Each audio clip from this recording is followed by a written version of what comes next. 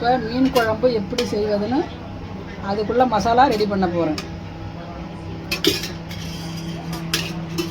2 கரண்டி எண்ணெய்,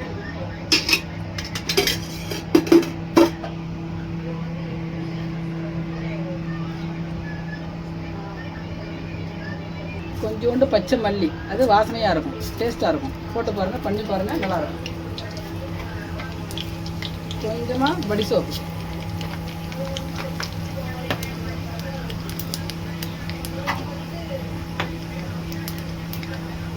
பூண்டு ஒரு 10 பல் பூண்டு,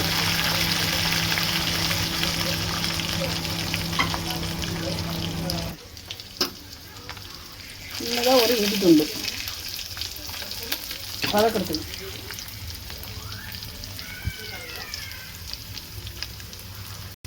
இதோட 2 காஞ்ச மிளகா, 2 குண்டு மிளகா, ஒரு 100 கிராம் சின்ன வெங்காயம்,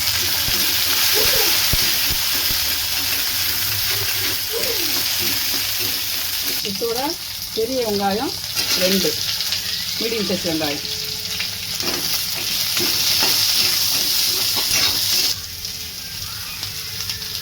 இதோட கொஞ்சம் கருவேப்பிலை,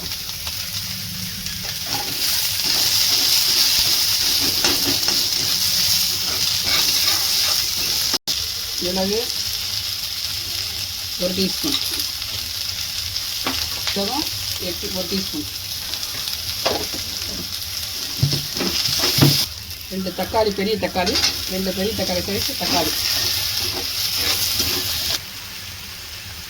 இந்த மசாலாலாம் வதங்கின பிறகு ஒரு எலுமிச்சை அளவு புளி, தேவையான அளவு,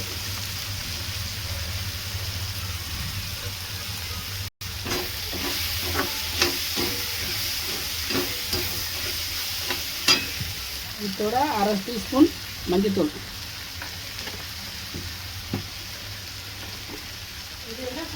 ஒரு டீஸ்பூன், பெரிய டீஸ்பூன் மிளகாய் பொடி, வெறும் மிளகாய் பொடி,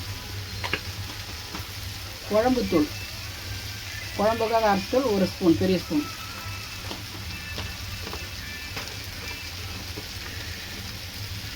மல்லித்தூள் 2 ஸ்பூன்,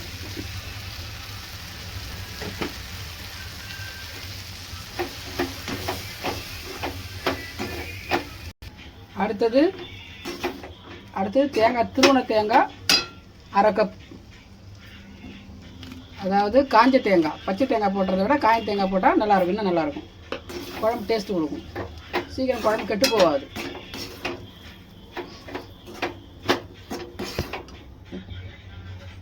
இதை வதக்கி வச்ச எல்லாத்தையும் கொஞ்சம் ஆறின பிறகு அரைச்சி எடுக்கணும், மிக்சியில் அரைச்சி எடுக்கணும். மீன் குழம்பு வைப்பதற்கு தேவையான அளவு எண்ணெய்,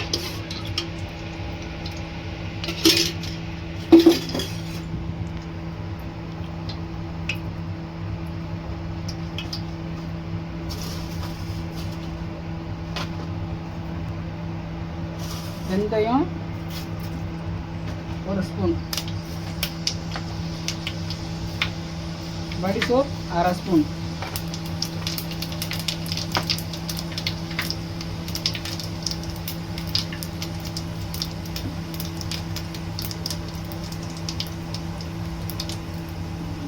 பத்து பல் பூண்டு, 1 ஸ்பூன் இடித்து வச்ச இஞ்சி,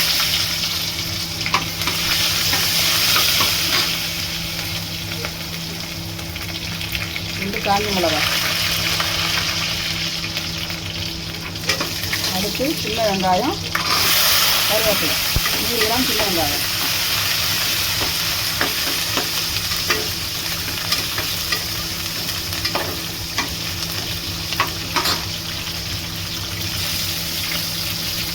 ஒரு பெரிய தக்காளி 1,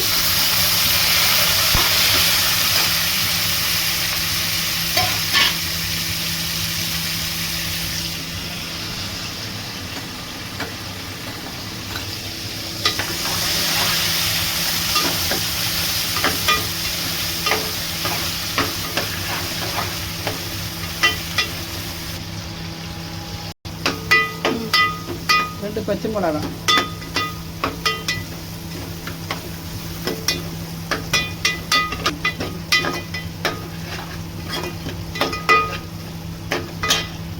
மசாலா வறுத்து அரைச்சோம் இல்லையா, வதக்கி அரைச்சோம் இல்லையா மீன் குழம்புக்கு, அந்த மசாலா மிக்ஸி காரில் அரைச்சோம்.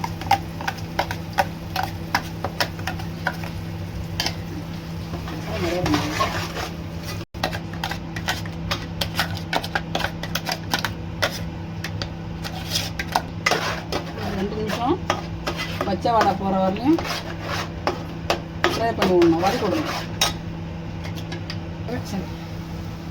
தேவையான அளவு தண்ணி, மீன் குழம்புக்கு தேவையான அளவு தண்ணி.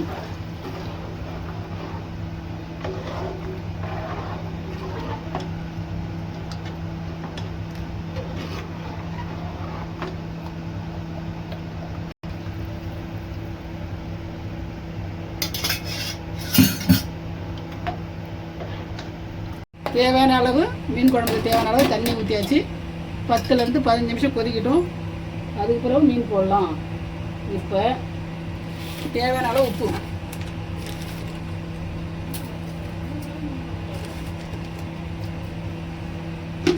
இது 15 நிமிஷம் நல்லா கொதிச்சு வரட்டும். மீன் கூட முருங்கைக்காய் போட்டு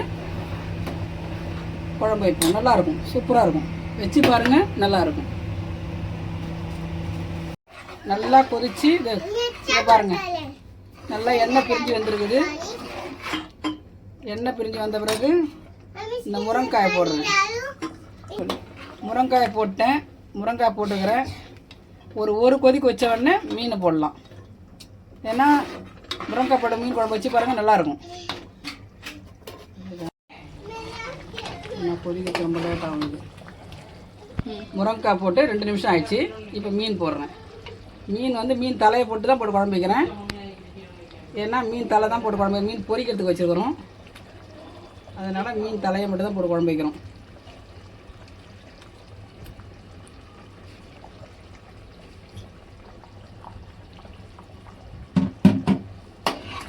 இது நல்லா ஒரு 2 கொதிக்கட்டும், ஒரு 5 நிமிஷம். குழம்பு பாருங்கள், நல்லா கொச்சி சுண்டிடுச்சு, எண்ணெய் கொச்சி வந்துடுச்சு. இப்போ ஒரு தாளிப்பு, வடவை தாளிப்பு. தேவையான அளவு ஒரு கரண்டி எண்ணெய்.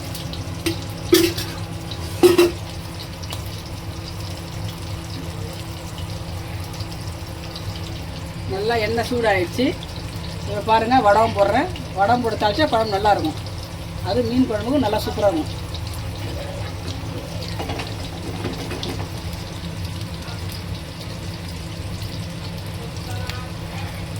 தாளிச்சாச்சு. தாளித்து கொட்டுட்டு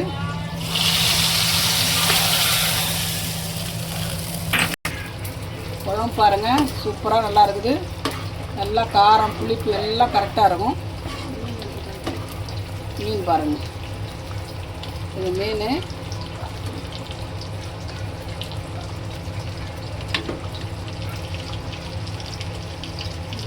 மீன். மீன் தலை, முருங்கைக்காய் முடிஞ்சிச்சு. குழம்பு முடிஞ்சிச்சு. வச்சாச்சு. ஒரு தடவை இந்த மாதிரி ட்ரை பண்ணி பாருங்கள். நான் வைக்க குழம்பு நல்லாயிருக்கும்.